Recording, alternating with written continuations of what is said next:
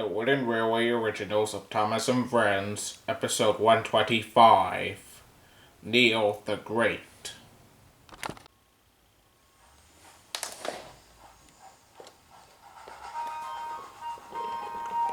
Neil is the same color as Patriot, and the same size as Samson.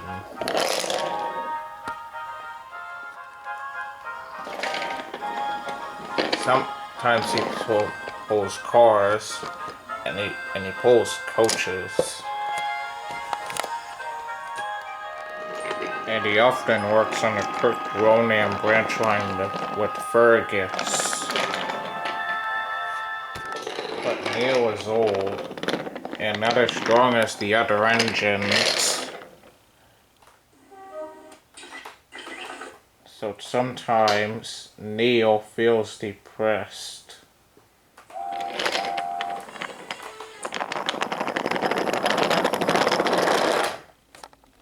One day at Vickerstown Station, Chris arrived with his coaches.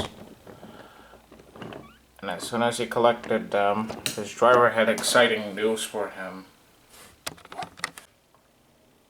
You've beaten in the Flying Scotsman's record, said Chris's driver. The engines were surprised and cross. Of course, boasted Chris.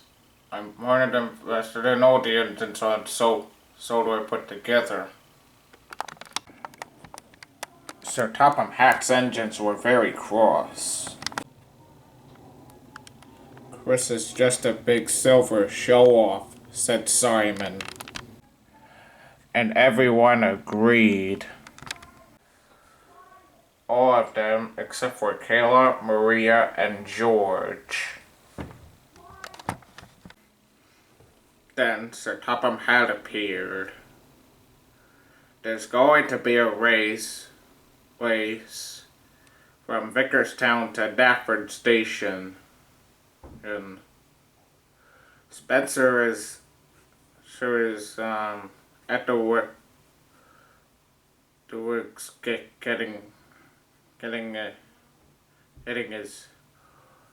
his whistle polished.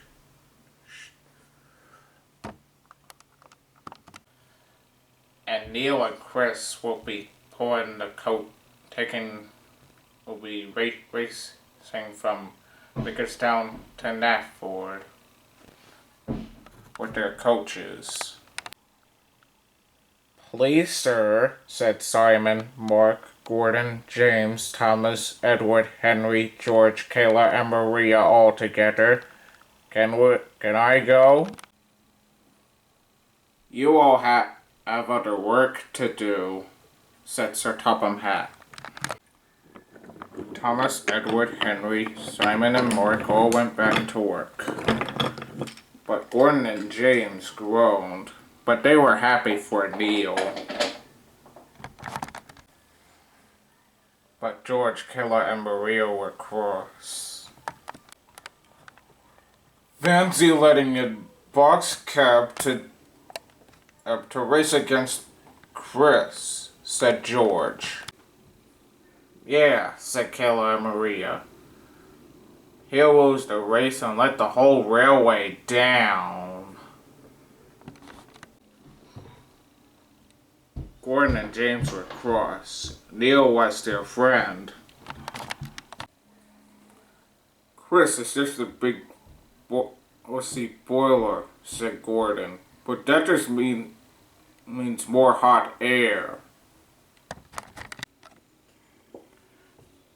And on a boxcar engine could beat a boastful, bossy, big red boiler any day, said James.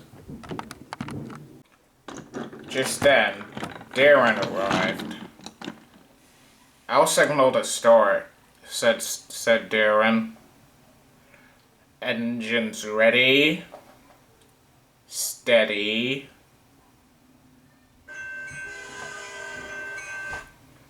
and Neil and Chris set off.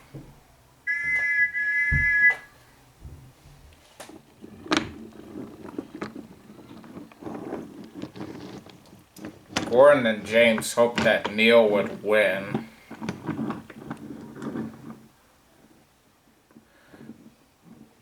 But as they watched Neil, Chris suddenly raced by.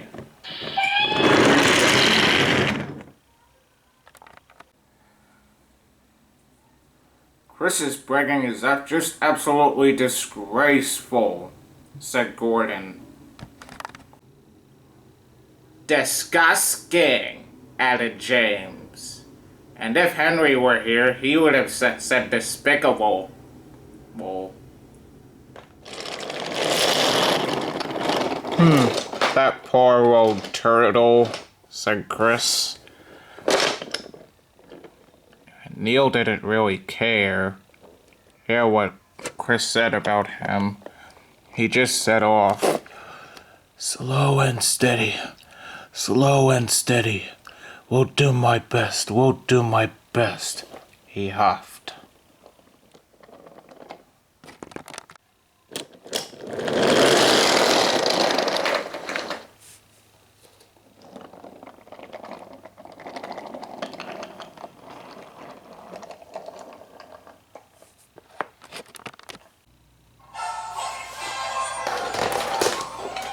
Then Chris went over the viaduct.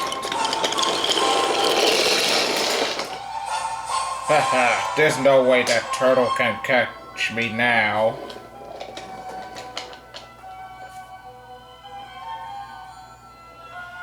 Neil, Steve. One tried to go even faster, but it wasn't even fast enough. He didn't mind.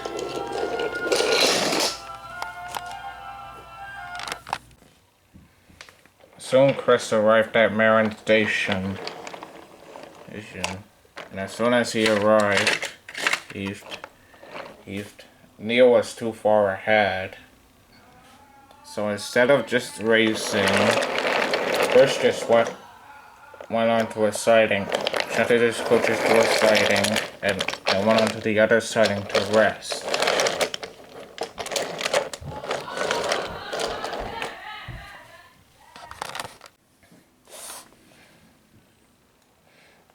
As soon as Chris was asleep, Chris waited.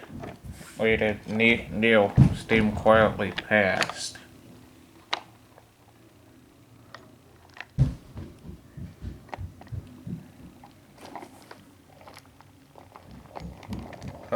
What a lazy old red lobster there he is, said Neil, but he didn't mean any offense. Chris heard Neil. He quickly coupled up to his coaches, and passed him as best as he could. That turtle.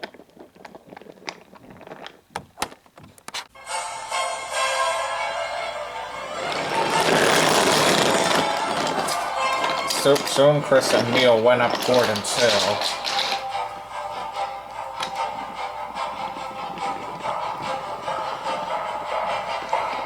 Neil tried to catch up, but it wasn't fast enough.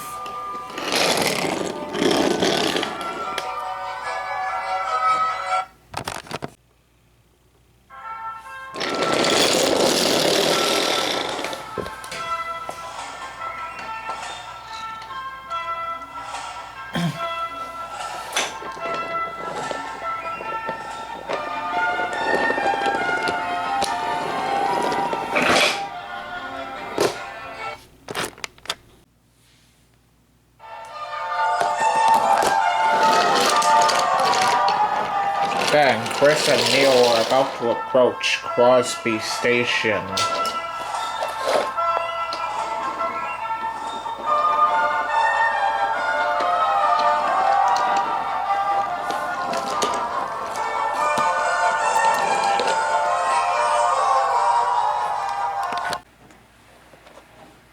and James were already at Crosby Station.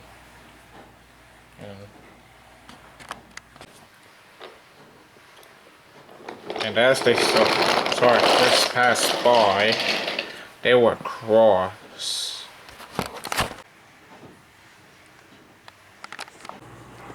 Then Chris could see Neil coming towards Nafford Station. Chris's driver went on board Chris, and Chris raced away. But as he was about to go on the main line, his driver slowed him down. "Careful, Chris," said Chris's driver. "Thomas's red line is up ahead. We don't want to bang into any of the branch line engines there." So Chris went slowly, and he knew he lost the race. Neil and Chris were about to approach Nafford Station up ahead. Neil was pleased, but Chris was sad because he knew he'd lost the race to Neil.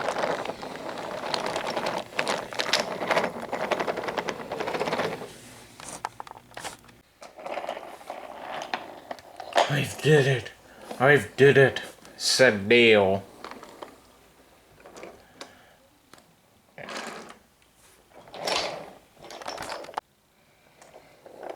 And as soon as Neil arrived inside the station, he felt like the pride of the railway.